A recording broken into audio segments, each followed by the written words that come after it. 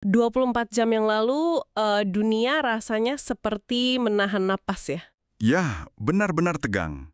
Hari ini tanggal 6 Mei 2026, dan kemarin ketegangan yang sangat luar biasa baru saja pecah dan mengguncang perairan Selat Hormuz.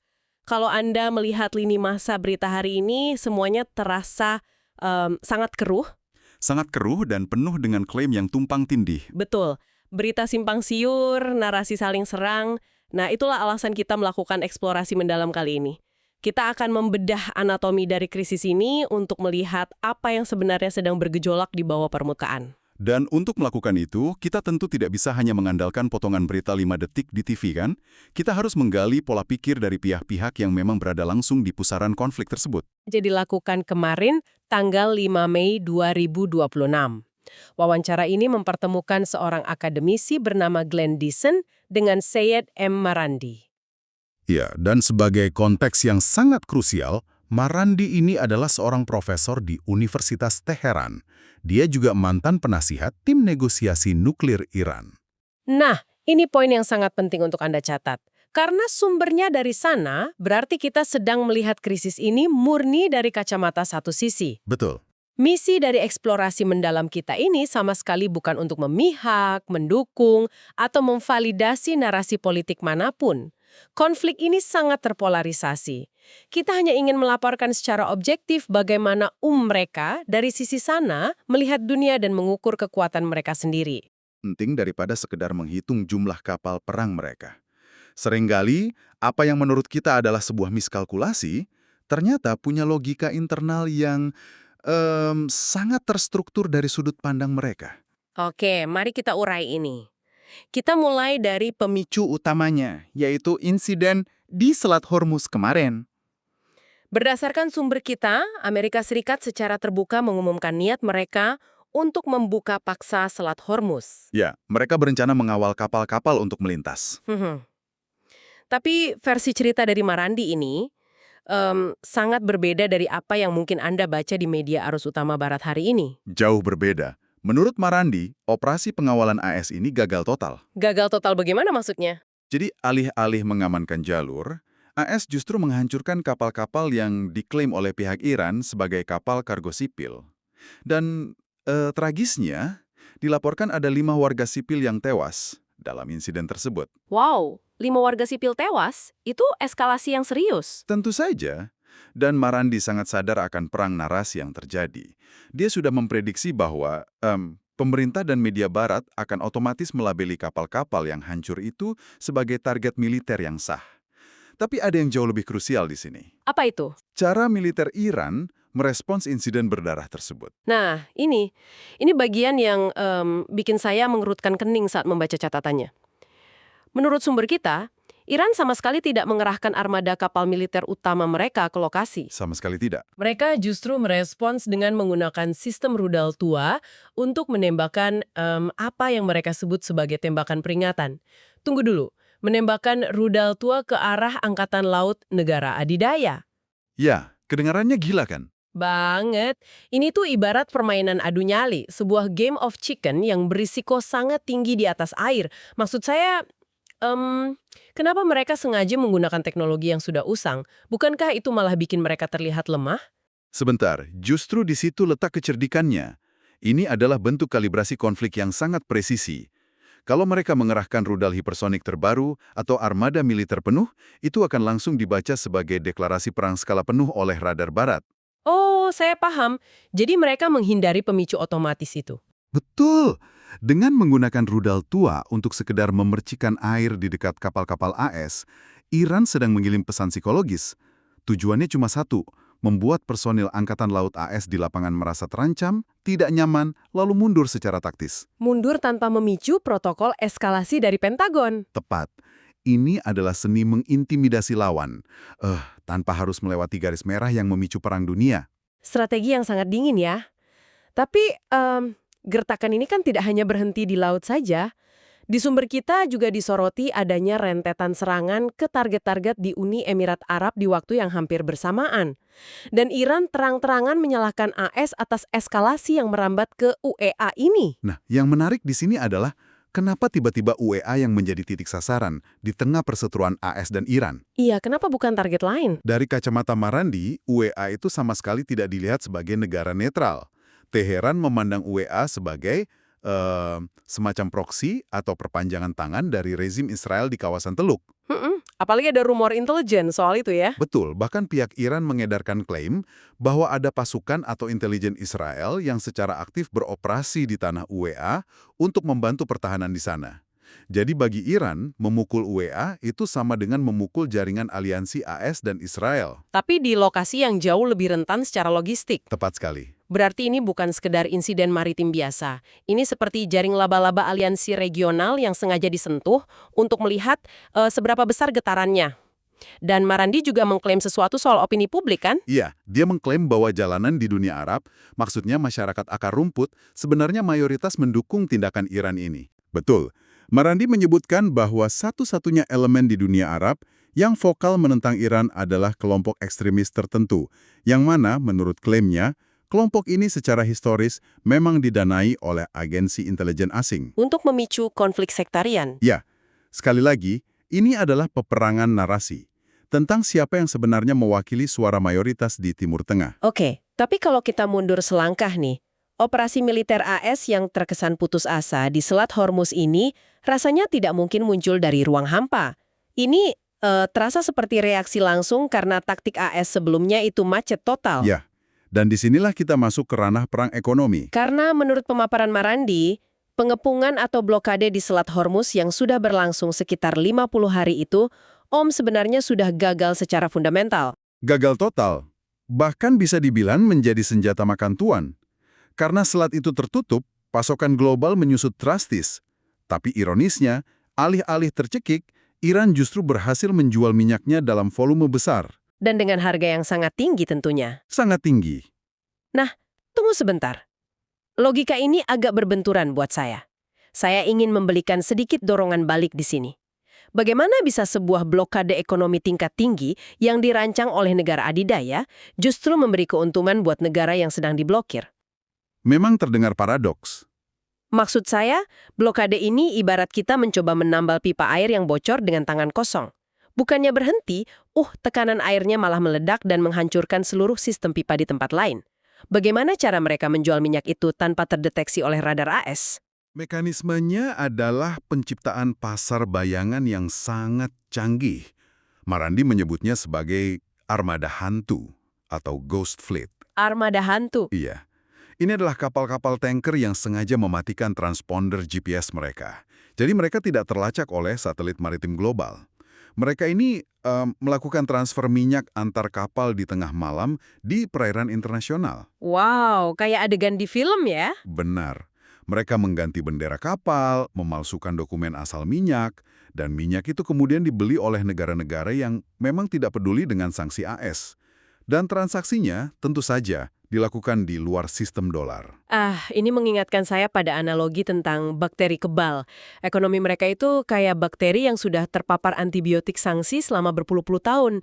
Awalnya mungkin menyakitkan, tapi seiring waktu berjalan, mereka bermutasi. Analogi yang sangat pas. Mereka mengembangkan kekebalan.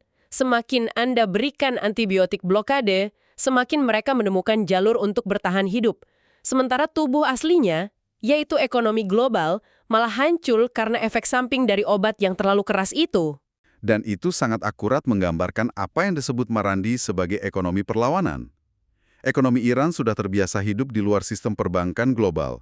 Mereka punya industri domestik dan populasinya sudah kebal dengan kondisi pengepungan. Mereka sudah mati rasa terhadap isolasi. Betul. Di sisi lain, Anda punya ekonomi global yang dipimpin oleh Barat. Sistem ini memang luar biasa efisien, tapi ironisnya ia luar biasa rapuh. Rapuh, karena semuanya harus berjalan dengan sinkronisasi yang sempurna kan? Persis. Ekonomi modern sangat mengandalkan yang namanya just-in-time delivery. Marandi menganalogikan krisis ekonomi global saat ini seperti pasien yang sedang sakit parah di ruang UGD. Oke. Harga energi yang melonjak gila-gilaan dan inflasi pangan saat ini, itu semua hanyalah demamnya. Cuma gejala di permukaan. Lalu apa penyakit utamanya yang bisa bikin fatal? Penyakit fatalnya adalah kolapsnya rantai pasok global itu sendiri. Kalau satu saja urat nadi utama terputus, misalnya berhentinya aliran energi dari Teluk Persia, maka pabrik-pabrik di Eropa akan berhenti. Kapal kargo tidak punya bahan bakar. Ya, dan distribusi pangan akan lumpuh total. Jadi, ketika AS memaksakan blokade, mereka sebenarnya sedang mencekik leher rantai pasok mereka sendiri. Sementara Iran duduk manis panen keuntungan ya. Tepat. Iran panen keuntungan dari harga energi yang meroket akibat kelangkaan yang justru diciptakan oleh AS sendiri. Sebuah bumerang ekonomi yang sangat masif. Nah, ini membawa saya ke sebuah kebingungan yang lebih dalam lagi.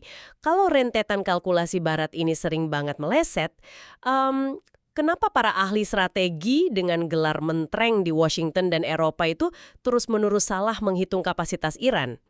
Itu pertanyaan jutaan dolar. Disinilah bagian wawancara yang melibatkan Glenn Dixon menjadi sangat menarik bagi saya. Dia membawa analisis ini ke ranah psikologi dan propaganda. Ya, Dixon mengupas akar dari kebutaan strategis ini dengan mengutip karya Victor Klemperer. Klemperer ini adalah penyintas Holocaust yang mendokumentasikan bagaimana bahasa dan propaganda digunakan oleh rejim Third Reich untuk mencuci otak massal. Dixon menggunakan pola propaganda itu untuk menjelaskan sebuah sindrom psikologis, sebuah disonansi kognitif yang menjangkiti para pembuat kebijakan Barat saat melihat negara seperti Iran, Rusia, atau Tiongkok. Disonansi kognitif yang seperti apa maksudnya praktiknya di lapangan? Polanya itu selalu menampilkan dua lensa yang saling berkontradiksi secara ekstrim. Di satu sisi, narasi Barat secara konsisten merendahkan lawan-lawannya sebagai entitas yang sangat inferior, primitif, terbelakang, dan tidak kompeten.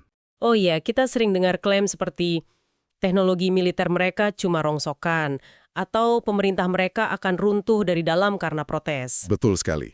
Tapi kemudian, ditarikan nafas yang sama, narasinya tiba-tiba berubah 180 derajat. Bagaimana perubahannya? Di saat yang bersamaan, musuh yang katanya primitif ini justru digambarkan sebagai ancaman eksistensial yang luar biasa masif. Sangat canggih dan mampu menghancurkan fondasi demokrasi Barat kapan saja. Itu kan nggak logis ya? Jelas tidak. Tapi tidak bisa secara bersamaan menjadi pihak yang sangat lemah dan tidak kompeten, sekaligus menjadi mastermind jahat yang bisa mengancam dunia. Disinilah bagian yang sangat menarik buat saya. Ini tuh bikin saya teringat pada tipe komentator olahraga yang sangat arogan. Ibarat komentator bola ya. Iya, bayangkan ada komentator yang sepanjang pertandingan mengejek tim lawan sebagai amatiran yang nggak ngerti cara main. Tapi begitu tim amatir ini mulai main cerdas, cetak gol, dan menang, sang komentator malah panik. Bukannya mengakui kehebatan lawan ya? Betul, dia malah teriak kalau tim itu pakai konspirasi curang atau pakai ilmu gaib. Mengapa sangat sulit bagi para analis geopolitik ini untuk bersikap objektif dan mengakui kapasitas lawan? Karena mengakui rasionalitas lawan itu sama saja menghancurkan mitos supremasi mereka sendiri. Rasa superioritas ini sudah mendarah daging. Dan ketika ia dipaksa bertabrakan dengan realitas geopolitik, hasilnya ya salah perhitungan yang fatal dan berulang. Ada contoh kasusnya dari sumber kita? Ada. Sumber kita memberi contoh dari sejarah eskalasi baru-baru ini. Seperti Perang 12 Hari dan operasi yang mereka sebut sebagai Janji Sejati 3 atau True Promise 3. Momen saat perang bayangan berubah jadi konfrontasi langsung ya? Ya, dan menurut Marandi, waktu itu kedutaan-kedutaan Barat di Teheran sudah sangat yakin kalau Iran akan kolaps secara internal dalam hitungan hari. Karena termakan propaganda sendiri. Persis. Tapi faktanya, Iran tidak runtuh. Dari sudut pandang sumber kita, Iran justru keluar dari konfrontasi itu dengan posisi tawar yang jauh lebih kuat. Itu semua terjadi karena prediksi Barat murni didasarkan pada asumsi inferioritas khayalan. Jadi kita sedang melihat kombinasi yang sangat beracun. Kebanggaan yang membutakan, ditambah kebuntuan ekonomi. Kalau kita proyeksikan ini ke hari ini, tanggal 6 Mei 2026, apa jadinya kalau perang skala penuh benar-benar pecah sekarang? Kalau perang konvensional pecah, skenario eskalasi ini akan menjadi mimpi buruk yang tidak terbayangkan. Mimpi buruk logistik dengan skala yang belum pernah ada di era modern. Bagaimana gambaran lapangannya menurut militer mereka? Mari kita petakan. Saat ini, pasukan darat AS dan sekutunya itu sangat terfokus di Kuwait, Bahrain, dan UAE. Tapi, analisis dari sisi Tehran meyakini satu kelemahan krusial. AS diyakini sangat kekurangan cadangan amunisi strategis. Untuk perang jangka panjang ya? Betul. Mereka tidak akan mampu mempertahankan peperangan intensitas tinggi dalam durasi panjang, karena rantai pasok senjata mereka sudah terkuras di berbagai konflik global lainnya. Artinya mereka akan dipaksa bertindak cepat, mungkin dengan serangan udara pendek. Tepat. Jika AS melakukan serangan terbatas, Iran sudah menyiapkan kalibrasi responsnya. Mereka akan membalas secara keras ke target militer yang setara. Tapi ada satu garis merah tebal. Apa garis merahnya? Apa pemicu kiamatnya? Jika AS, dalam keputusasaannya, memutuskan untuk menghancurkan infrastruktur kritis sipil Iran, misalnya melumpuhkan pembangkit listrik atau jembatan, maka doktrin Iran mengamanatkan pembalasan absolut. Pembalasan seperti apa? Mereka akan meluluhlantahkan seluruh infrastruktur pembangkit listrik dan fasilitas desalinasi air di negara-negara teluk yang menjadi tuan rumah bagi pangkalan militer AS. Wah, dan ini membawa kita ke sebuah variabel yang sangat krusial yang sering dilupakan para jenderal di ruangan ber-AC. Tolong bedah secara spesifik kenapa bulan Mei ini bisa jadi penentu. Jika kita hubungkan ini dengan gambaran yang lebih besar, geografi dan iklim itu tidak bisa dinegosiasikan. Memasuki bulan Mei, Jazirah Arab menjadi lingkungan yang sangat ekstrim. Suhu bisa menembus 50 derajat Celcius dengan kelembapan tinggi. Keringat bahkan tidak bisa menguap ya. Benar, kehidupan modern di kota-kota teluk dan pangkalan militer barat 100% bergantung pada pasokan listrik, khususnya untuk pendinginan udara dan yang terpenting, penyulingan air laut atau desalinasi. Jadi kalau Iran menghancurkan pembangkit listrik negara-negara teluk, jaring listrik mati total. Dan dalam hitungan jam, bukan hari, kota-kota dan pangkalan raksasa itu akan menjadi oven raksasa. Jet tempur siluman yang elektroniknya butuh pendingin, server intelijen, semuanya akan mati. Ratusan ribu tentara tidak bisa beroperasi di bawah panas brutal tanpa air minum. Pasti akan ada eksodus besar-besaran. Kepanikan massal. Infrastruktur militer bernilai triliunan dolar jadi onggokan logam tidak berguna kalau manusianya tidak bisa bernafas. Jadi, apa makna dari semua ini? Ini sangat ironis, dulu kita belajar tentang musim dingin Rusia yang membekukan tank-tank Nazi dan menyelamatkan Uni Soviet. Dan sekarang, tampaknya musim panas Jazirah Arab bisa menjadi jenderal terkuat bagi pertahanan Iran. Iya, Marandi bahkan secara eksplisit menyebutnya sebagai jenderal musim panas. Ini pengingat bahwa teknologi manusia tidak bisa memveto kekuatan alam. Berarti taruhannya adalah kiamat logistik dan depresi ekonomi global terdalam. Pertanyaannya sekarang, kalau AS tahu persis risiko ini, kenapa Trump dilaporkan memulai operasi ini? Apa tujuan sebenarnya dari manuver yang kayak bunuh diri ini? Hal ini memunculkan pertanyaan penting tentang motif politik. Menurut Marandi, Trump itu cuma sedang menguji kelemahan atau probing. Dia ingin melihat apakah pasca gencatan senjata, Iran ini sedang ketakutan atau lelah. Apakah ada bukti dari gerak-gerik Trump yang mendukung teori ini? Ada. Trump ternyata mengecilkan insiden tembakan ini. Dia tidak secara tegas menyebutnya sebagai pelanggaran gencatan senjata. Padahal tokoh garis keras kayak Lindsey Graham sudah menuntut perang terbuka.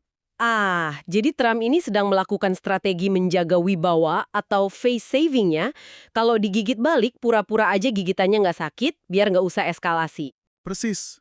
Dan perdebatan tentang wibawa AS inilah yang membawa Marandi dan Diesen ke topik tentang Kuba di akhir wawancara. Loh, kenapa tiba-tiba melompat ke Kuba? Marandi berharap kalau AS menderita kekalahan dan dipermalukan di Timur Tengah, AS akan jadi terlalu lelah dan lemah untuk menyerang negara seperti Kuba atau Venezuela. Harapan yang masuk akal sih. Tapi Diesen membantahnya mentah-mentah. Menurut Diesen, sejarah membuktikan sebaliknya. Negara adidaya yang baru saja dipermalukan justru akan putus asa mencari kemenangan mudah. Sebuah easy win untuk pelampiasan. Demi audiens domestik mereka ya. Betul. Dan Kuba, yang jaraknya sangat dekat dengan daratan AS, bisa menjadi sasaran empuk pelampiasan ego yang terluka itu.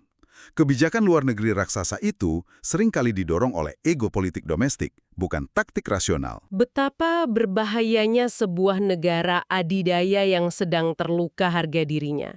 Keputusan di Selat Hormuz hari ini bisa menentukan nasib Kuba bulan depan. Sangat mengerikan. Sangat rentan. Eksplorasi yang luar biasa memutar otak. Jika saya harus merangkum, hari ini kita sedang berdiri di tepi jurang depresi ekonomi global.